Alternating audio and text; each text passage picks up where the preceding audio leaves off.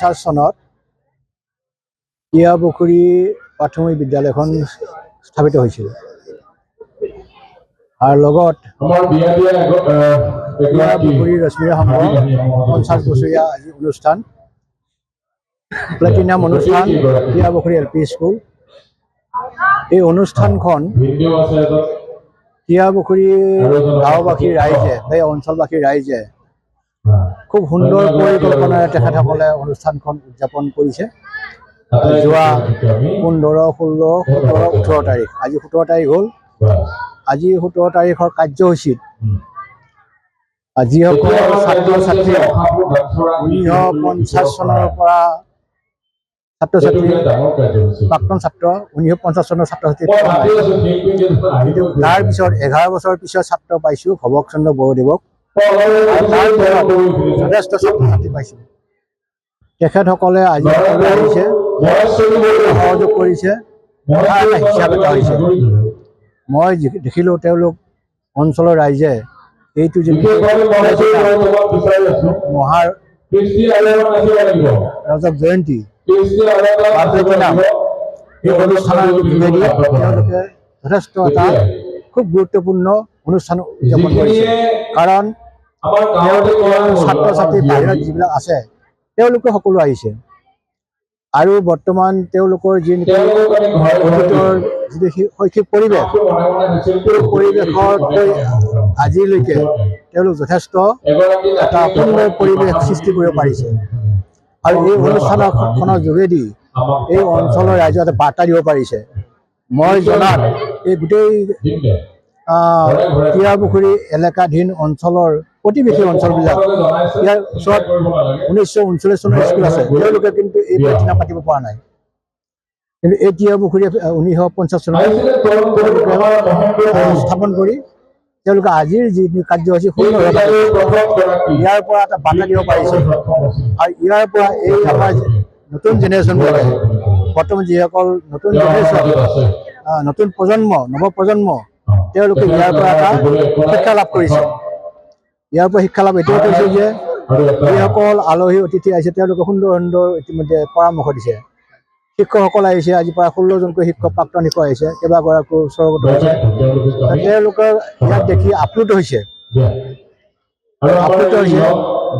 গতিকে আমি ভাবোঁ টিয়াপুখুৰী অঞ্চলৰ বা এই টিয়াপুখুৰীৰ যিটো উৎসৱ এইটোতে এই অনুষ্ঠানৰ যোগেদি এটা টাৰ্ণিং পইণ্ট, ইয়াৰ এটা টাৰ্ণিং পইণ্ট হ'ব।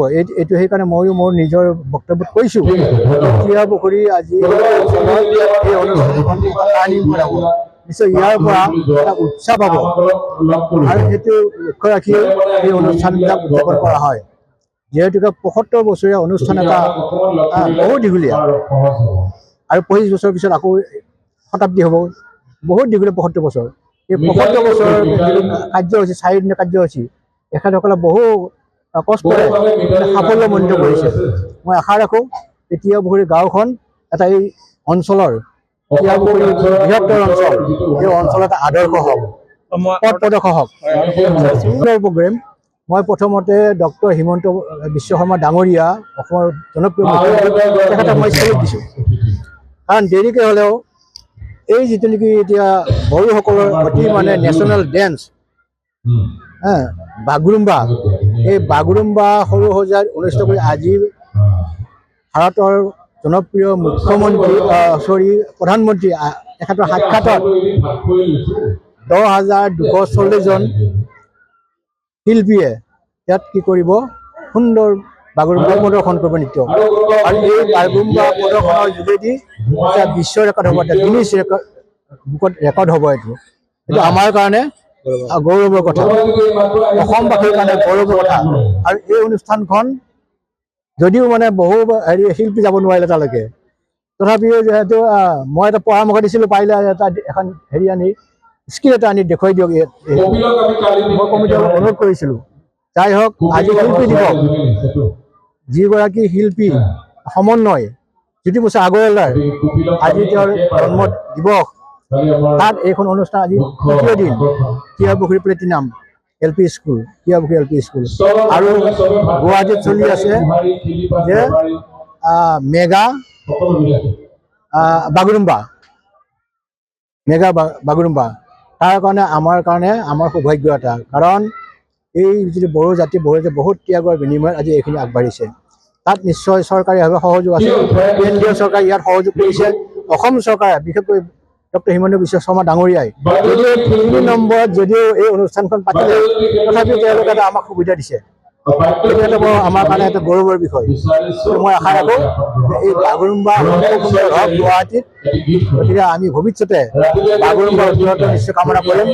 বড়ো জাতিটোক এটা উত্তৰণ হ'ব, বিশ্বই জানিব। এতিয়া আমি সেইটো কাৰণে আজি এই অনুষ্ঠানৰ যোগেদি আপোনালোকৰ মিডিয়াৰ যোগেদি মই বিশ্ববাসীক মই এইখিনিতে ধন্যবাদ জনাইছোঁ। আৰু বিশ্বত ৰেকৰ্ড হওক, বড়ো জাতিয়ে ইয়াত এটা কি হওক ভাল এটা স্থান পাওক, এইটোকে মই আশা ৰাখিছোঁ। আৰু টিয়াপুখুৰীৰ যিটো নেকি বৰ্তমান পৰিৱেশ, এই পৰিৱেশটো এটা উত্তৰণ হওক, সুন্দৰ পৰিৱেশ হওক, যাতে সকলোৰে দৃষ্টিত টিয়াপুখুৰী প্লেটিনামৰ নামৰ ভালে তেওঁলোকে লক্ষ্য কৰে। এইখিনি মোৰ ফালৰ পৰা আজি ক'বলগীয়া। যেহেতু 15 তাৰিখৰ পৰা আজি 17 তাৰিখ অহাকালিলৈকে আছে আমাৰ টিয়াপুখুৰী প্ৰাথমিক বিদ্যালয় মহাৰাজত আৰু সোণালী জয়ন্তী টিয়াপুখুৰী ঋষিমুখা সংঘৰ। তো আমাৰ বহুত ধুনীয়া সপোনটো আমি বাস্তৱত যেতিয়া পৰিণত কৰিব পাৰিছোঁ, আমি খুব আনন্দিত। আৰু আমি যিসকল আমাৰ গাঁৱৰ পেহা পেহী বাই ভনী চবকে আমন্ত্ৰণ জনাইছোঁ, তেওঁলোক সকলোৱে আজি আহি আমাৰ আগত দেখা দিয়াৰ কাৰণে আমি নথৈ আনন্দ। তো আমি মানে আচলতে খুব মানে সুখ অনুভৱ কৰিছোঁ। গতিকে এই মুহূৰ্তত আৰু কি বুলি বুজাম, মানে মুখেৰে ভাষা ওলাই নাহে। তো এই মুহূৰ্তত আমি যিহেতু আমাৰ সেই ৰূপালী জয়ন্তী আৰু সোণালী জয়ন্তী আৰু মহাৰাজৰ জয়ন্তী যি উদ্দেশ্যে আমি আজি উদযাপন কৰিবলৈ লৈছিলোঁ, সেই দিশত যিহেতু আমি নিজকে মানে অনুভৱ কৰিছোঁ। যেতিয়া এই ক্ষেত্ৰত আমি চবেই গাঁৱৰ সকলো ৰাইজক তথা আপোনালোকৰ চেনেলৰ জৰিয়তে সমূহ আমাৰ শুভাকাংক্ষী ৰাইজক আমাৰ ফালৰ পৰা বহুত বহুত ধন্যবাদ জনাইছোঁ। আজি মোটামুটি প্ৰায় আপোনাৰ 2000-ৰ পৰা 2500-ৰ ভিতৰত হৈছে। আজি ৰাতিপুৱা প্ৰথমতে আছিলে আমাৰ যিহেতু আজি শিল্পী দিৱস উপলক্ষে ৰাতিপুৱা 8 বজাত তেখেতৰ মাল্যাৰ্পণ কৰি তেখেতৰ প্ৰতি শ্ৰদ্ধা জনাই আমি তেখেতৰ ৰূপজ্যোতি প্ৰসাদ আগৰৱালাৰ মানে গীত স্মৃতিত আমি গীতৰ মানে হেৰি আছিলে, কি কয় এইটো, গীত মাত পৰিৱেশন কৰা হৈছিলে। কালি আমাৰ শেষৰ দিনা কাৰ্যসূচী, তো ইয়াতে মুকলি সভাত আমি আমাৰ আমন্ত্ৰণ জনাইছিলোঁ আমাৰ ডেপুটি চিফ ৰিহন্তমণি তথা আমাৰ সন্ধিয়া সময়ত মানে কি আছে আপোনাৰ সাংস্কৃতিক সন্ধিয়াত আমি কোকৰাঝাৰৰ পৰা আমন্ত্ৰণ জনাইছিলোঁ কৰ্ণামণি ৰাভা বসুমতাৰী, লগতে আমাৰ ডিমাকুছিৰ পৰা কপিল শইকীয়াৰী আমি আমন্ত্ৰণ জনাইছোঁ।